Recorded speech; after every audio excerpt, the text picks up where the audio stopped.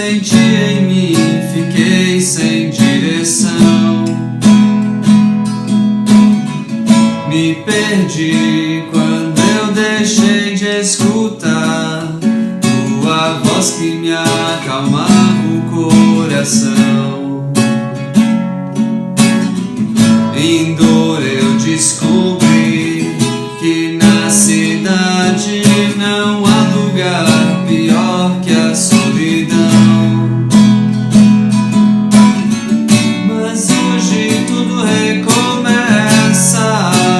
eu sei, e já podes me ver onde estou.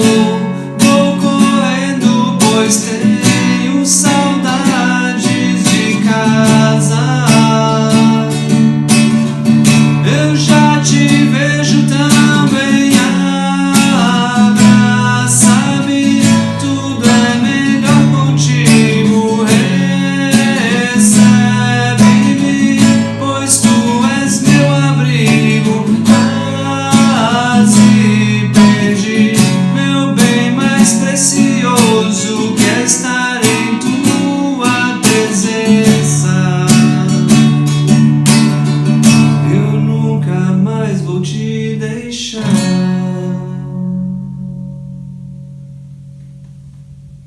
Olá a todos, queremos dar início a esse nosso culto e nós queremos ouvir a palavra de Deus. E começamos esse culto já também com a palavra de Deus, e eu leio a nós um pequeno texto de Romanos, onde diz assim: por amor de ti enfrentamos a morte todos os dias. Somos considerados como ovelhas destinadas ao matadouro. Mas, em todas essas coisas, somos mais que vencedores por meio daquele que nos amou. Pois estou convencido de que nem morte, nem vida, nem anjos, nem demônios, nem o presente, nem o futuro, nem quaisquer poderes, nem altura, nem profundidade, nem qualquer outra coisa na criação será capaz de nos separar do amor de Deus que está em Cristo Jesus, nosso Senhor. Que nós tenhamos essa confiança de que nada pode nos separar do amor de Deus. Que nós tenhamos essa confiança prestando culto a Deus e ouvindo a sua palavra agora, pois Ele nos convida a termos vida, mesmo em situações de morte. Que Deus nos abençoe nesse culto. Oremos. Querido e bondoso Deus, vem Tu conosco, fala aos nossos corações, dá-nos consciência de nossos pecados, produza em nós, por meio do Teu Santo Espírito, não só o reconhecimento, mas também o arrependimento e o desejo do perdão que buscamos em Ti. Conceda-nos o Teu perdão. Querido Deus, motiva-nos a olhar para Ti. Em meio a todas as circunstâncias desse mundo, estamos firmes em Ti. Então, não permitas que outras coisas ocupem o lugar no nosso coração. Vem e fala com cada um de nós. E é em Teu nome, querido Jesus, que nós oramos. Amém. Que a graça do nosso Senhor Jesus Cristo, o amor de Deus Pai e a comunhão do Espírito Santo esteja contigo e comigo nesta hora. Amém. As nossas últimas pregações dos cultos online foram baseadas em textos do Evangelho de Marcos. Falamos sobre as parábolas da semente e do grão de mostarda no capítulo 4. O reino de Deus cresce dentro de nós e em nosso mundo. Ouvimos também sobre os sinais concretos do reino em Jesus, quando Ele devolve a vida à menina, filha de Jairo, e cura a mulher com hemorragia no capítulo 5. Hoje passamos ao capítulo 6. Ali é narrado que Jesus não é bem recebido em sua própria cidade, em Nazaré. Lá ele é questionado: não é este o filho do carpinteiro José? Nós conhecemos os seus irmãos e irmãs. Quem ele acha que é? Assim se cumpre o ditado: santo de casa não faz milagre. Agora Jesus prepara o grupo dos discípulos para a missão. Antes de enviá-los de 2 a 2, lhes passa algumas instruções. não levem bagagem a mais, vão leves e soltos, vão com coragem e ousadia. Se alguém os rejeitar, como protesto, sacuda uma poeira que fica grudada nos calçados. E eles saem e pregam o arrependimento, a mudança de vida. Por meio dos discípulos, Deus cura muitas pessoas doentes e expulsa muitos demônios. Essas notícias chegam até o palácio de Herodes. Não exatamente o Herodes do nascimento, mas o Herodes Antipas, filho do Herodes o Grande, da época do nascimento de Jesus. Vamos ver o que acontece em seguida, ouvindo a passagem de Marcos, capítulo 6, versículos 14 a 29.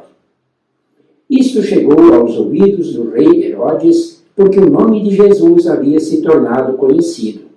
E alguns diziam, João Batista ressuscitou dentre os mortos, e por isso forças miraculosas operam nele. Outros diziam, é Elias. Ainda outros diziam, é profeta, como um dos antigos profetas. Herodes, porém, ouvindo isto, disse, é João, a quem eu mandei decapitar, que ressuscitou. Porque o próprio Herodes havia mandado prender João e amarrá-lo na prisão por causa de Herodias, mulher do seu irmão Filipe, com a qual Herodes havia casado. Pois João lhe dizia, você não tem o direito de viver com a mulher do seu irmão. Herodias odiava João Batista e queria matá-lo, mas não conseguia fazer isso, porque Herodes temia João, sabendo que era homem justo e santo, e o mantinha em segurança. E quando o ouvia, ficava perplexo, embora gostasse de escutá-lo. Chegando uma ocasião favorável em que Herodes, no dia do seu aniversário, deu um banquete às autoridades, aos oficiais militares e às pessoas importantes da Galileia, a filha de Herodias entrou no salão e, dançando, agradou a Herodes e aos seus convidados. Então o rei disse à jovem, peça o que quiser, e eu lhe darei. E fez este juramento. O que você me pedir, eu lhe darei, mesmo que seja a metade do meu reino. Ela saiu e foi perguntar à mãe, o que pedirei? A mãe respondeu, a cabeça de João Batista. No mesmo instante, voltando apressadamente para junto do rei, disse, quero que sem demora o Senhor me dê num prato a cabeça de João Batista. O rei ficou muito triste, mas por causa do juramento e dos que estavam com ele à mesa, não quis negar o pedido da jovem. E enviando logo o executor, mandou que lhe trouxessem a cabeça de João. Ele foi e o decapitou na prisão, e trazendo a cabeça num prato, a entregou à jovem, e esta, por sua vez, a entregou à sua mãe. Os discípulos de João, logo que souberam disto, vieram, levaram o corpo dele e o colocaram num túmulo. Até aqui, estimados que nos acompanham, que celebram este culto conosco. A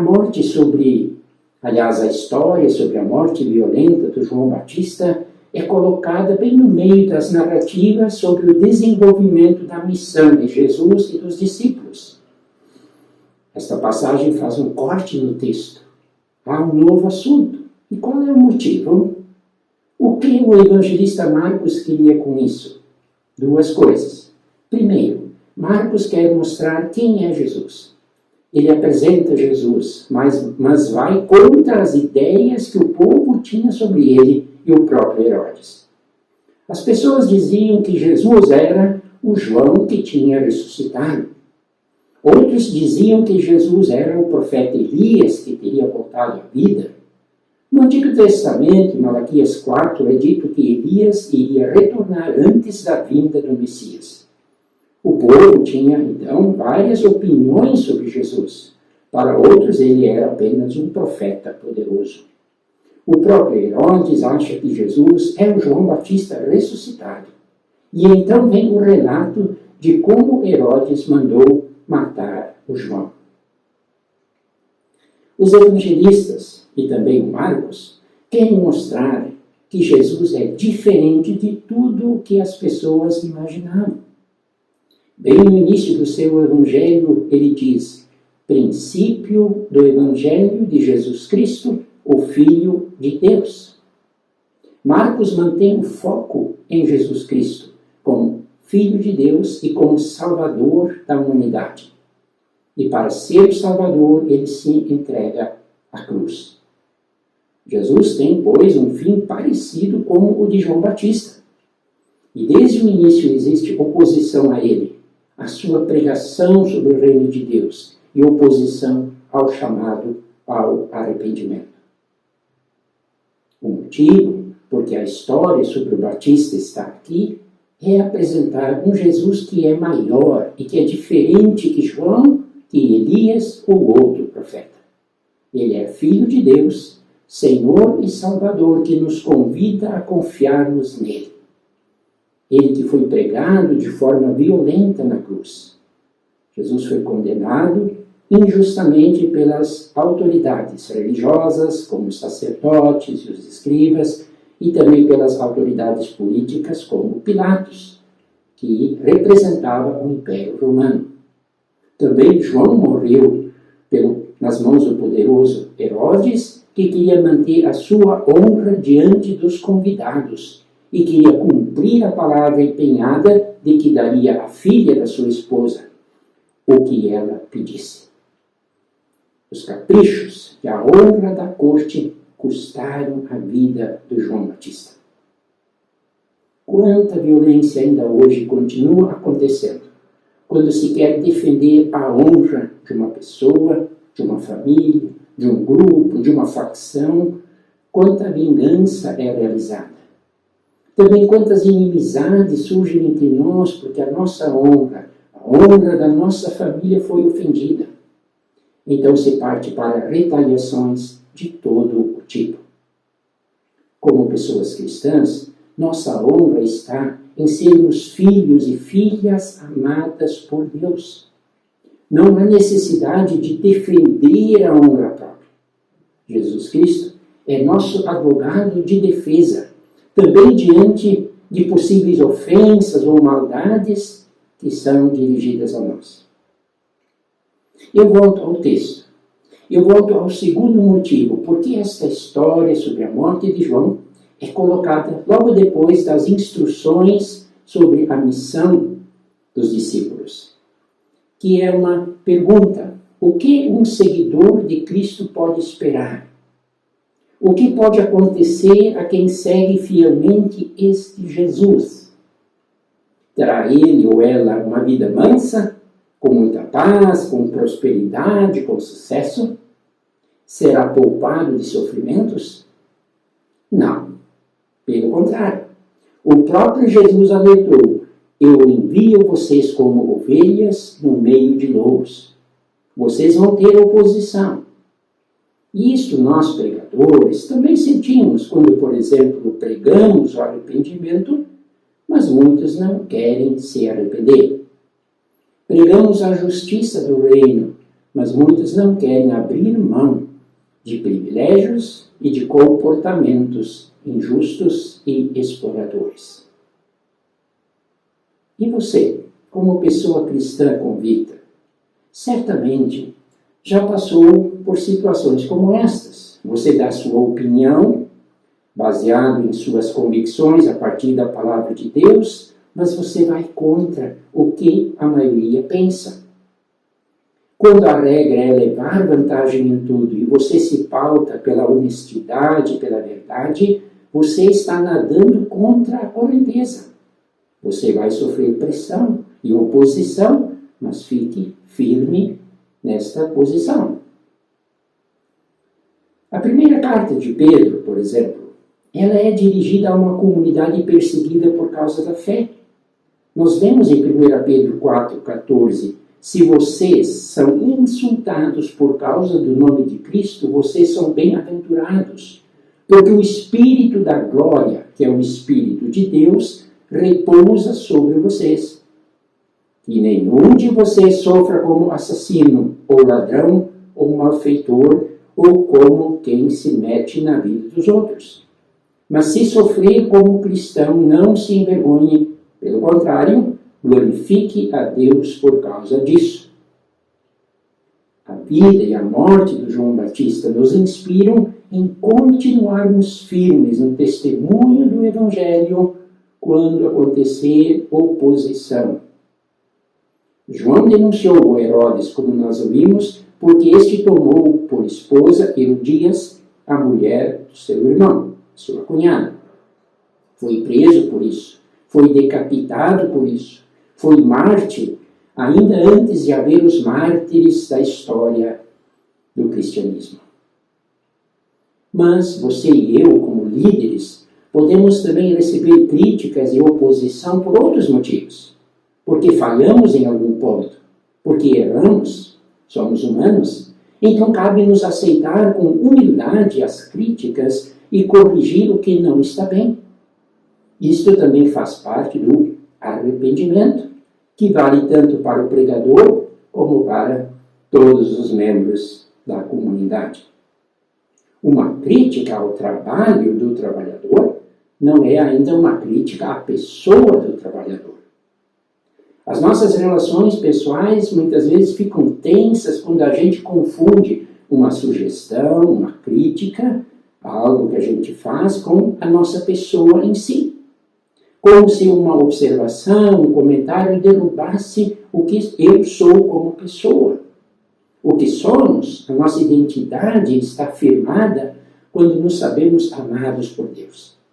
Nos sabemos redimidos por Cristo e também enviados ao mundo como suas testemunhas. Eu repito essa frase. A nossa identidade está firme. A nossa honra está colocada porque somos filhos e filhas que têm valor. Não pelo que fazem ou deixam de fazer, mas por aquilo que são. Nós somos redimidos por Cristo, perdoados por Deus. E por isso, os nossos erros não podem nos condenar, nem nossos acertos podem nos levar ao céu. Nós também somos enviados ao mundo como suas testemunhas em qualquer situação, sabendo que Jesus prometeu, e eis que eu estou convosco todos os dias até o fim dos tempos. Amém. O Credo Apostólico. Creio em Deus, Pai Todo-Poderoso, Criador do céu e da terra, e em Jesus Cristo, seu Filho unigênito, nosso Senhor, o qual foi concebido pelo Espírito Santo, nasceu da Virgem Maria, padeceu sob o poder de Pôncio Pilatos, foi crucificado, morto e sepultado, desceu ao mundo dos mortos, ressuscitou no terceiro dia, subiu ao céu e está sentado à direita de Deus, Pai Todo-Poderoso, de onde virá para julgar os vivos e os mortos. Creio no Espírito Santo, na Santa Igreja Cristã, a comunhão dos santos, na remissão dos pecados, na ressurreição do corpo e na vida eterna. Amém.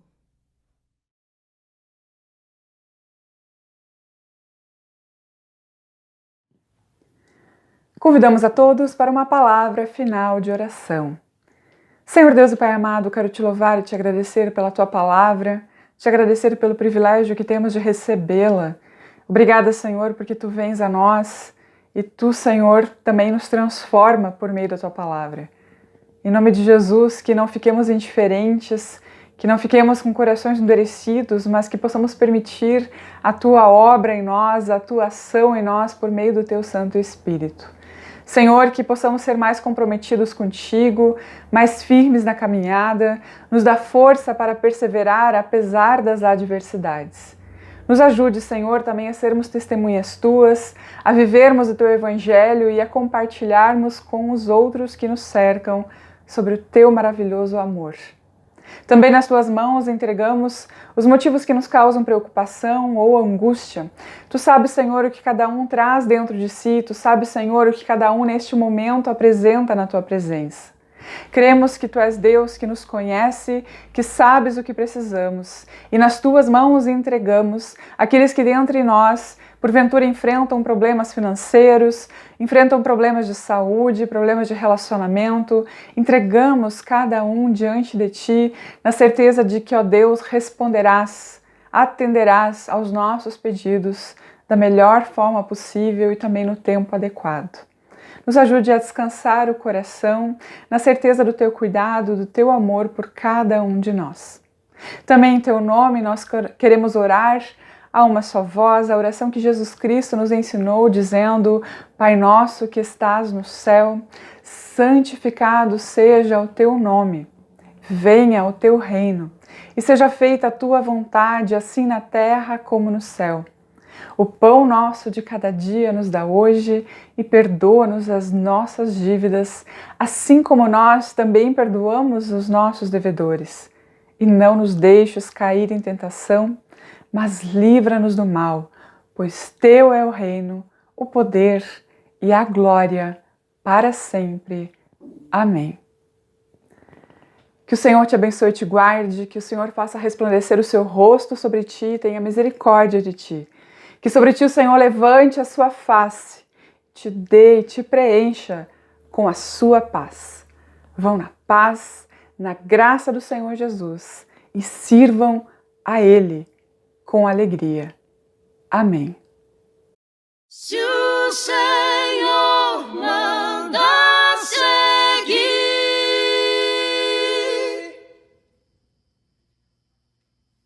seja feito até o fim.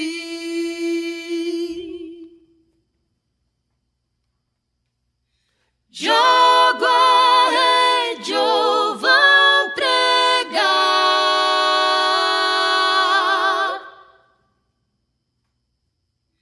em terra firme ou alto mar.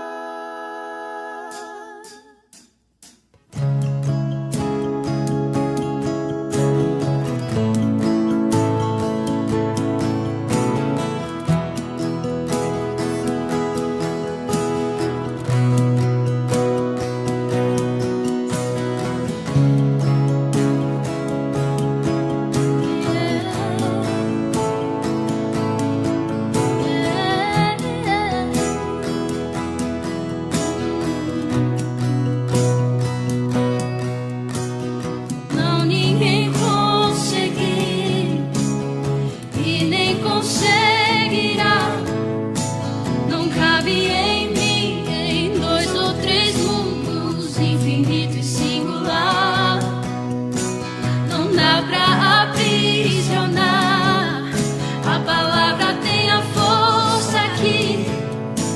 Em sua excelência é seguridade aquele que a permitir.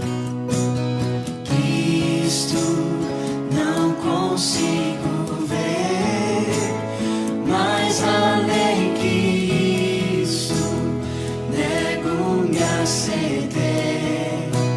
Sei que a tua graça é maior que eu, vida desmedida, ilimitada tenho.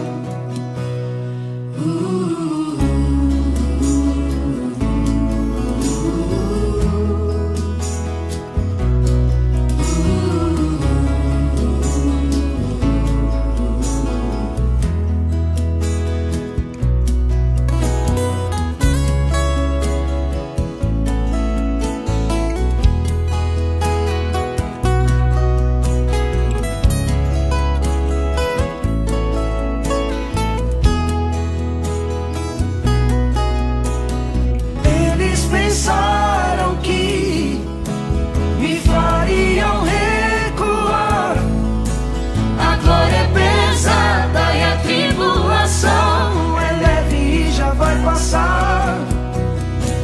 Tudo que acontece a mim fará com que o meu Senhor seja conhecido. Mais vale tua vida em mim do que a minha dor.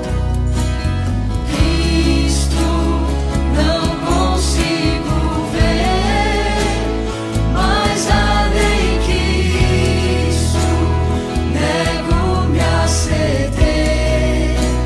Sei que a tua graça é maior que eu. Vida desmedida, ilimitada até.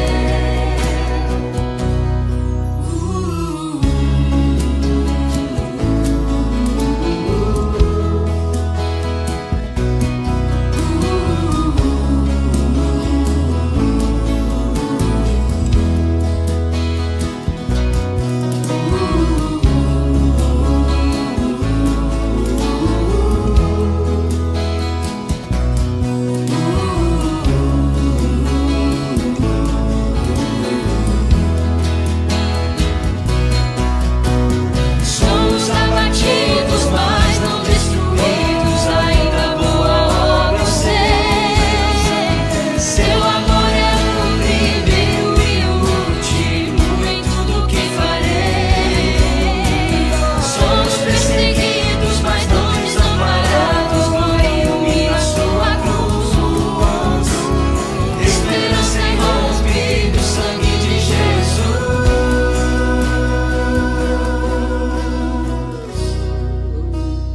Não consigo ver Cristo, não consigo ver mais além que isso. Nego-me a ceder. Sei que a tua graça é maior que